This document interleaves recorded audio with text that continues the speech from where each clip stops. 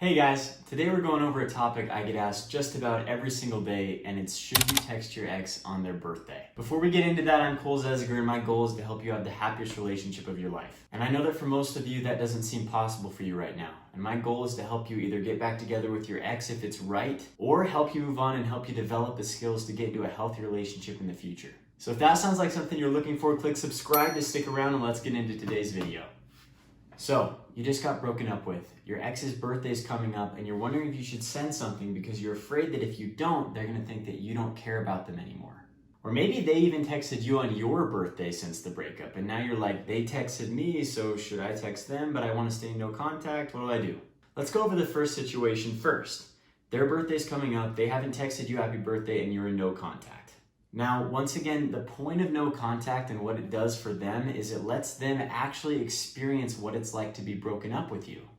And that means that they don't get texts from you, they don't get to see you every day, and they're going to miss you. When they go through certain times in their lives that you would have been there, they're going to think of you, and these are going to be the experiences that might lead to them changing their minds. Now, their birthday is one of the greatest examples of these experiences. Usually on a birthday, you would have been there, you would have been giving them gifts, you probably would have had something planned for them. But now, because they broke up with you, they're not going to get that.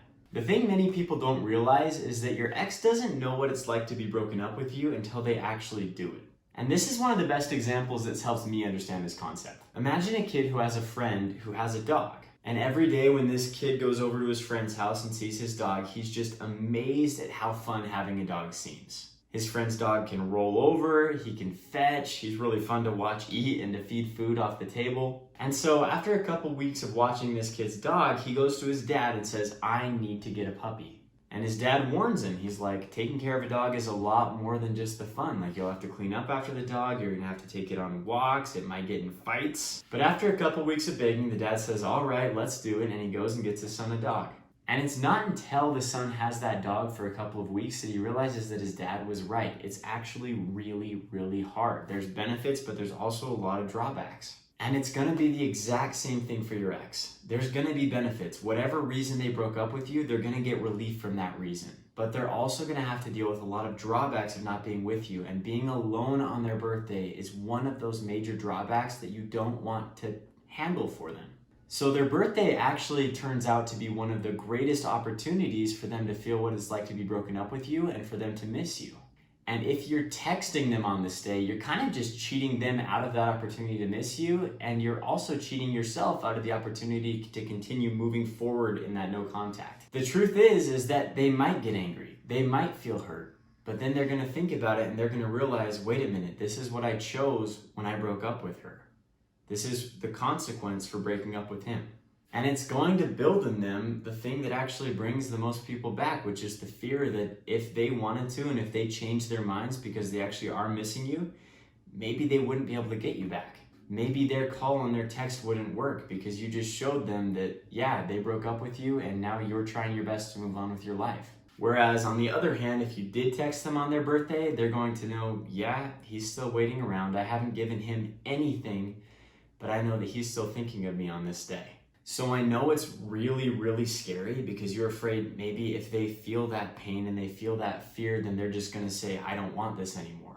And the truth is that that could happen. I'm very against all the coaches on the internet that say they always come back no matter what. I don't think that's true at all. But over the last year and a half, I've done calls with over 600 people, and I've seen a lot of exes come back, and I've seen a lot of them not come back. And the ones that do come back, do so because they're starting to feel separation anxiety like you're feeling now.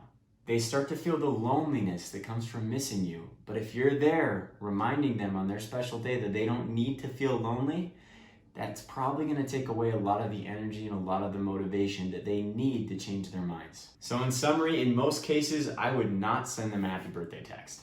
Exceptions would include that if you're not all the way in no contact yet, it's gonna be kind of weird if you just talk to them about random stuff and then don't tell them happy birthday. So you should tell them and then start no contact. And also, if they recently told you happy birthday, like if your birthdays are like within the same month or something like that, it's polite to tell them that too, and then go no contact.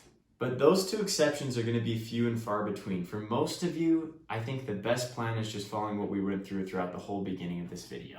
That's about it for this question. If you have any other questions, please put them down in the comments. I'll be making more YouTube videos on those. But until then, thank you guys so much for watching, and I hope that you find the happiest relationship of your life.